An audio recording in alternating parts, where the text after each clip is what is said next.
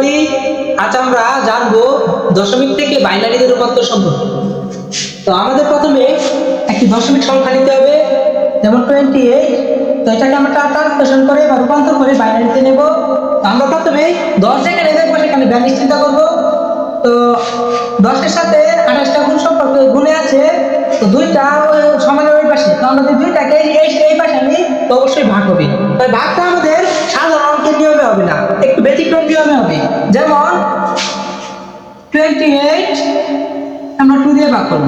তো আমরা প্রথমে যদি ভাগ করি, এটা আনসারটা হবে প্রথম ভাগ 14 বা 14। তো আমাদের এই পাশে ভাগ শেষ গুলো চলে যাবে। আমরা ভাগ ততক্ষণ পর্যন্ত করবো যতক্ষণ পর্যন্ত ভাগফল শূন্য না হয়। তো আমরা আবার করি 2 7, ভাগ শেষ এখানে আসবে। আমরা আবার করি 2 3, ভাগ শেষ আসবে এখানে। আমরা আবার করি 1 1। আমরা যদি আবার করি এবার হবে ভাগ শেষ ভাগফল শূন্য। এবার আনসারটা লিখতে আমাদের নিচের দিক থেকে উপর দিক চিন্তা করতে হবে। এমএসবি থেকে এলএসবি। আমরা এখন এমএসবি থেকে এলএসবি লিখতে হবে, যেমন 1 1 1 0 0 2। তো আমরা 28 কে ট্রান্সলেশন করে বাইনারিতে নিলাম। তো তার আনসার হলো 1 1 1 0 0। ডিয়ার এভরিবডি, তো আমরা এখন দশমিক থেকে বাইনারিতে রূপান্তর করলাম, যেটি ছিল পূর্ণ সংখ্যা। একটি দশমিক পূর্ণ সংখ্যা ছিল, তার সেটাকে আমরা রূপান্তর করে বাইনারিতে এনেছি। তো এখন দেখো ভগ্নাংশ থাকলে, তো ভগ্নাংশটাকে কেমন, তো আপনারা দেখেন এখানে থাকতে পারে 28.125। এটাকে আমরা ট্রান্সলেশন করে বাইনারিতে নেব।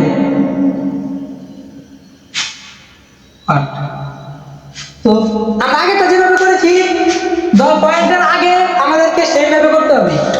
তো 28 2 অন্তর বাক্সের সবসময় এই পাশে চলে যাবে। আবার করি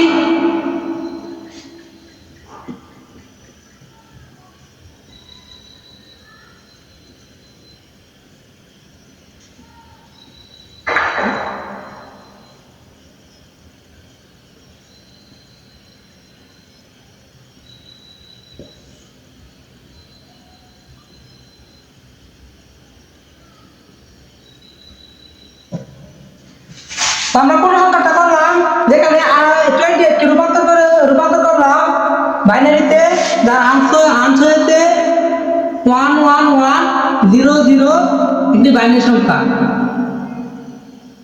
তো এবার আমরা দশমিকের পরে যদি করি, আমাদের দশমিকের আগে ভাগ করতে হবে, কিন্তু দশমিকের পরে আমাদেরকে গুণ করতে হবে। দশমিকের পরে আমাদেরকে গুণ করতে হবে। তো গুণটা আমরা কিভাবে করব? প্রথমে আমাদের একটা ছক তৈরি করতে হবে।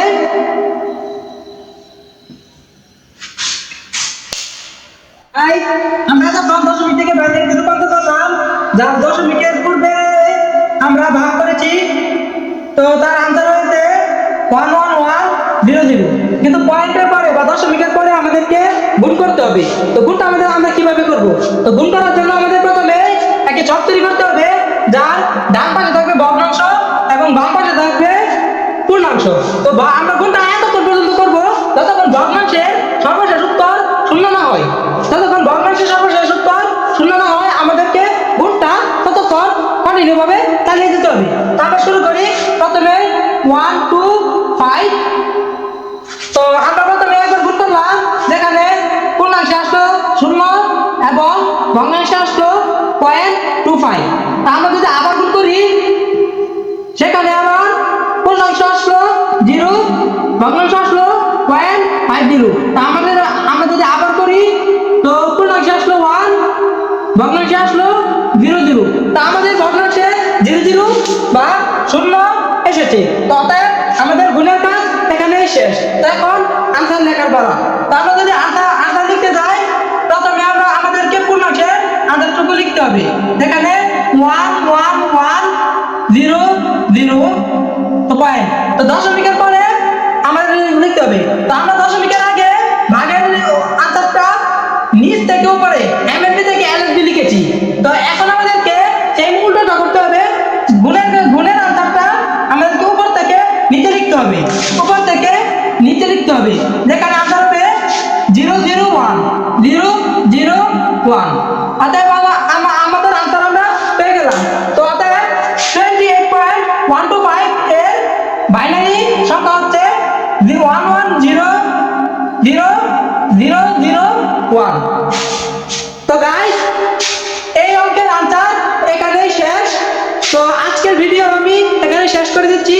ইনশাআল্লাহ আপনাদের সাপোর্টে এবং আপনাদের ভালোবাসায় একদিন আমি আরো এগিয়ে যেতে পারবো। আপনারা আমাকে সাপোর্ট করে আমার চ্যানেলটিকে সাবস্ক্রাইব করে আমার পাশে থাকবেন। ইনশাআল্লাহ আমি প্রতিনিয়ত আইসিটির বিষয়গুলো সহজ এবং সুন্দরভাবে এইভাবে